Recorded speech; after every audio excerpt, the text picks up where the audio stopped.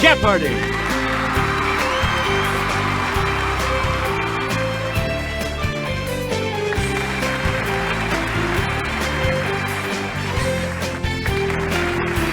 Please welcome our contestants. Player 1. Player 2. Player 3. And now, here is the host of Jeopardy, Alex Brevet. Thank you, Johnny Gilbert, and thank you, ladies and gentlemen, and welcome. Let's take you right now into the Jeopardy round. Clues are worth $200 to $1,000 in these categories. Pop culture. Ike speaks. Theater ghosts. What's the word? Airports. And how's the weather? Okay, let's get back into this. Player 1, you make the next selection as we continue. Here's Jimmy with the clue. Glasses with colored filters in each eye let you watch films in 3D. At the 2010 Grammys, the audience donned them for a montage from this performer's This Is It. Yes, Player 1? Yes. Please pick a... In I Now Pronounce You Chuck and Larry, Kevin James weds this Hanukkah song guy at Niagara Falls. Let's hear it, Player 1. Yeah, good. Select again. Answer. It's the Daily Double. You are currently in the lead. So, what's your wager? Answer this. Michael C. Hall of 6 Feet Under went to Showtime to play this homicidal title character. That puts you even further ahead. You get to pick again. In 1964, he topped the pop music charts with the title song from Hello, Dolly. Yes, Player 1? Correct. We return to you. A 2-time Oscar-winning actress, one of her first jobs was as the Coppertone suntan lotion girl at age 3 in 1965. Okay, Player 1? Yes. Player 1, back to you. Eisenhower said, "No treaty or international agreement can contravene this document." Player 2. That's correct. All right, let's get... Ike telegrammed that the mission of his Allied force was fulfilled at 0241 hours local time in this month, 1945. It's Player 1. That is correct. Player 1, of this man's contributions to major White House decisions, Ike said, "If you give me a week, I might think of one." It's Player 1. Good. You get to pick again. In 1957, Ike used the full power of the United States to enforce integration at Central High in this city. Player 2. Yep. Player 2. Eisenhower said appointing him to the Supreme Court was the biggest damn fool mistake I ever made. Yes, Player 1? Right you are. Player 1, you start. Le Petit Théâtre du Vieux Carré in this U.S. city has several ghosts, including that of an actress who fell to her death. Let's hear it, Player 3. That's it. All right, let's... The man in this drab color who haunts the Drury Lane Theatre may be the ghost of a man found bricked up in a wall there. Let's hear it, Player 1. Correct. All right, let's get the lady in blue seen in this Scottish city's Royal Lyceum Theatre. Maybe the actress Ellen Terry. It's player one. That's right, way to go. Player one, let's take it over to Kelly. A ghost, known as the Black Phantom, used to appear in a mirror at the Empire Theater in this port city, Ringo Starr's hometown. Yes, player three. Yep. Okay, let's get back. Melbourne's Princess Theatre boasts the ghost of a singer who died after playing this devilish role in Faust. Let's hear it, player two. Right. Player two, you start. On a snail, an onomatophore is a stalk with this at the end. Okay, player one. Right you are. Player one, if you set some Chinese punk on fire, it's because Chinese punk is this, from the Latin for set on fire. Player two. Right. All right, let's get back. A shako is a stiff, cylindrical one of these worn by soldiers. Let's hear it, player two. Right. Player two. It's the medium on which you're traveling if you're in a hoy. Yes, player one. That's correct. All right, if you've got quinsy, also known as tonsillitis, you've got swelling in this part of your body. Player three. Yes. Player three. You're in command of the board. Denver International has North America's longest commercial one of these, 3 miles long. Player two. Yep. A lot of clues. At St. Petersburg Clearwater Airport in this state, a plaque marks the 1914 sale of the first air travel ticket. Player three. You got it. Player three. This mayor presided over the construction of New York City's first municipal airport. It's player three. That is correct. Player three. A company called BAA operates Southampton, Stansted, and Glasgow, but this is its busiest airport. Player two. You got it. Player two. At this European city's airport, you can have a sandwich and, of course, a coffee at the Café Karenblixen. It's player one. That's correct. Player one, make a selection, please. September 4th, 2007 was the first time that two of these, Henriette and Felix, made landfall on the same day. It's player two. Right you are.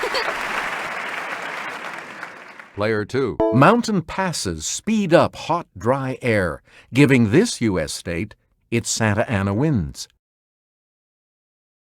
Okay, player three. Right. Player three. The forecast is cloudy with a 30% chance of these, characterized by the sudden start and stop of light rainfall. Player three. You are correct. Player 3. High clouds may bring this type of damaging precipitation, especially to the alley for it in the Rockies. Okay, Player 2. Yes. And now the $1,000 clue.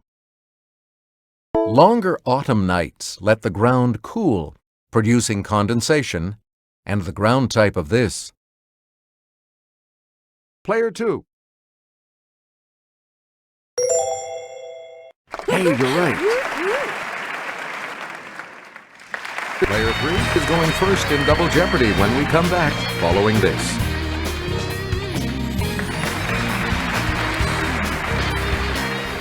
And we have 2 daily doubles awaiting you in these categories. Crescent City rolls. Familiar phrases. Nasal passages. Name that planet. Daniel Boone. And the Deep Blue Sea. All right, Player 3, as promised, you pick first in Double Jeopardy. In The Buccaneer, Yul Brynner played this pirate who aided Andrew Jackson in the Battle of New Orleans. It's Player 1. Hey, you're right. Player 1. In a 1953 comedy, Abbott and Costello try to go to this planet, but end up at Mardi Gras instead. Okay, Player 2. That's correct. Where do we begin? Critic Michael Kleinschrott said of this star in The Big Easy, the very worst example of a New Orleans accent. Okay, Player 2. Good. You again, Player 2. In this movie, Bette Davis plays a Southern belle who loses Henry Fonda when she wears a red dress to a ball. It's Player 1. Yep. Player 1. New Orleans set, The Cincinnati Kid, with him in the title role, is one of the great poker movies of all time. Yes, Player 1? Right. Select again. Financially, it's the colorful opposite of In the Red. Player 3? Hey, you're right. Player 3. A celebrity charity that auctions off designer outfits to benefit kids is called These Off Our Back. Let's hear it, Player 2. Good. Player 2. Poet who gave us You're a Better Man Than I Am, Gunga Din. Player 2. You got it. Player 2. Slaves once dreaded being sent to the harsh plantations of the lower Mississippi, hence, to sell someone here. Let's hear it, Player 3. Yep. Player 3. Originating in 1844's Settlers in Canada, this phrase about rowing a boat means to decide your own fate. Okay, Player 1. Yep. Player 1. You're in command of the board, and there in the wood a piggywig stood, with a ring at the end of his nose, in the poem about this bird and a feline. Okay, Player 2. That's correct. Player 2. Truly that nose is the glorious cross he bears, is said of this romantic Rostand hero. It's Player 1. Yeah! You are correct. Player 1. To see what is in front of one's nose needs a constant struggle, wrote this man in 1946, not in 1984. It's Player 1. Yeah! Player 1. Lightly was her slender nose tip-tilted like the petal of a flower. This lord wrote in Idylls of the King. Player 2.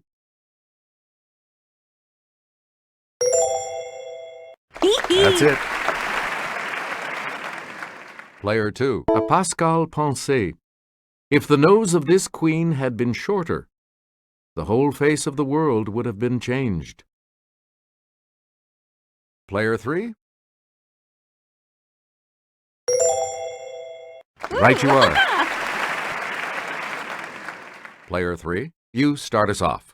Christian Huygens wrote about this planet's rings back in 1659. It's Player 1. Right. Player 1. Instrument-laden rovers landed on this planet in 2004. Yes, Player 2. Right.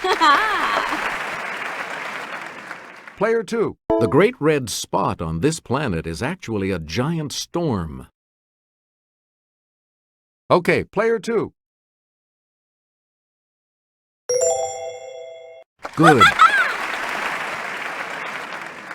Player 2. A year on this planet is 88 days long. Let's hear it, Player 1. Good. Player 1. In the wake of a recent demotion, this is now the outermost planet. Okay, Player 3. Right. Player 3. You're in command of the board as we continue. Ticklicker was Daniel Boone's nickname for this indispensable possession. Yes, Player 1. You got it. All right, let's get... In 1778, Daniel Boone was taken captive and adopted by Chief Blackfish of this Indian tribe. Yes, Player 3. Right. A lot of clues. Cleared under Daniel Boone's direction in 1775, the Wilderness Road passed through this famous gap. Player 3. Yeah, good. Player 3. In his poem Don Juan, this Englishman wrote 7 stanzas about Daniel Boone and his virile exploits. Okay, Player 1. Good. All right, let's get back into the answer. The first of the 2 daily doubles. You are currently in the lead. Player 1, here is your daily double clue. James Fenimore Cooper based this last of the Mohicans' character on Daniel Boone.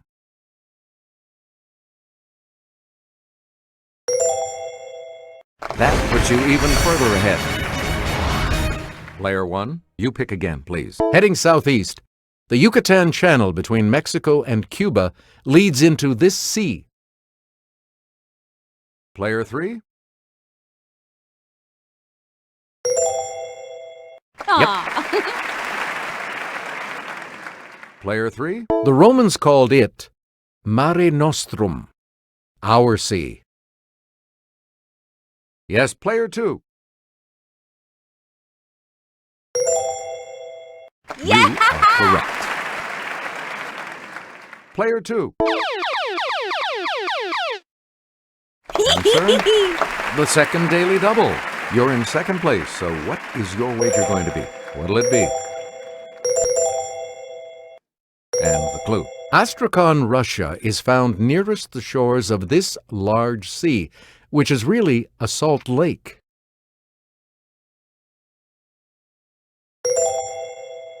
Right you are. We return to you. It's found on the southern end of the Suez Canal. Yes, player 3? You got it. Now let's take a look at that $2,000 clue, shall we? The Crimean Mountains contain prominent cliffs found on the northern coast of this sea.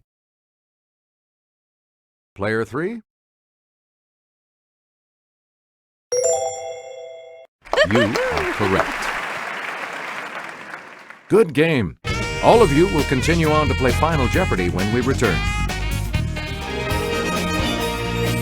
Now, Final Jeopardy coming right up right now with this category. Show business. What are you going to wager?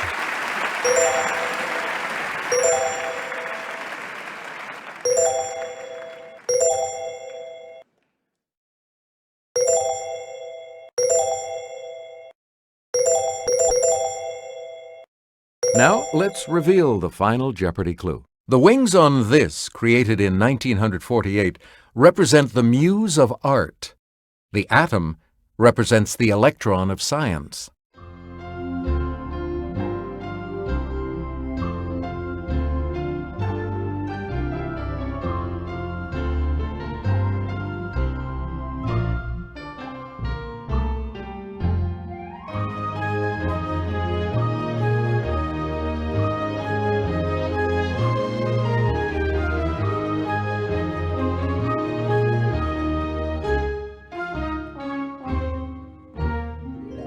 What did you put as your response?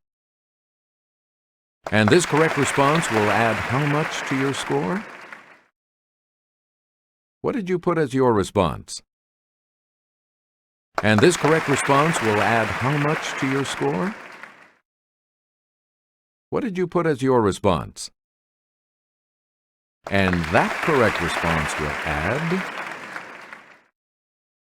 This makes you our new champion, Player 1, so congratulations. So long.